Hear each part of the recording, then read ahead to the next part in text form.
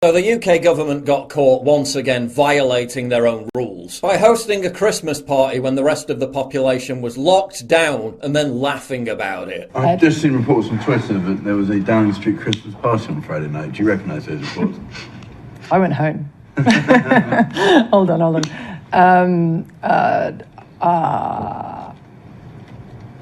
Would the Prime Minister condone having a Christmas party? What's the answer? I don't know. It wasn't a party, it was cheese and wine. Just be clear, it's not. Is cheese and wine all right?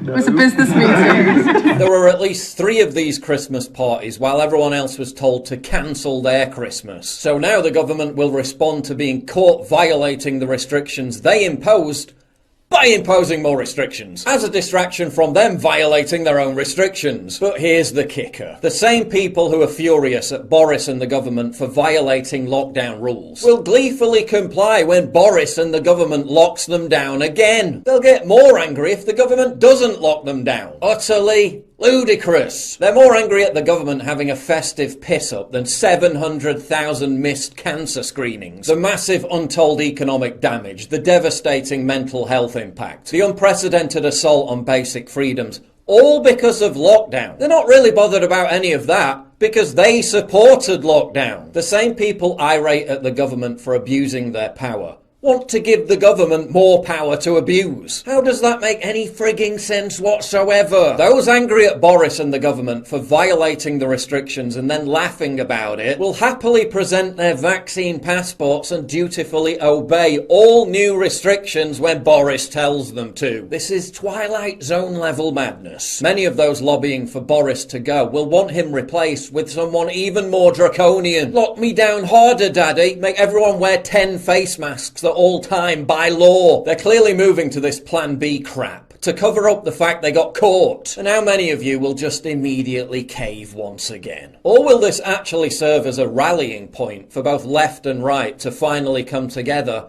and wake up? They're about to impose vaccine passports which haven't worked anywhere in the world, which their own study said don't work, to fight a variant which has killed precisely nobody in the entire friggin' world. The government's own investigation found vaccine passports not only don't work, they could make the spread of the virus worse. But they're just going to impose them on us anyway. Studies in Northern Ireland, Wales, Spain all found vaccine passports don't work, yet they imposed them anyway. France, which has had strict mask mandates and vaccine passports in place for months, just hit its highest COVID case level since April. Then you have Starmer and Labour, who are incensed at Boris for making a mockery of lockdown rules, while preparing to vote with the government on imposing more lockdown rules. Your party rubber-stamped everything he's done. And if and when there's a vote on vaccine passports, you'll rubber-stamp that too. It's a joke. At what point do you stop listening to people who brazenly lie about everything? Do the opposite of what they order you to do, and then laugh in your face about it. At what point do you say, enough is enough?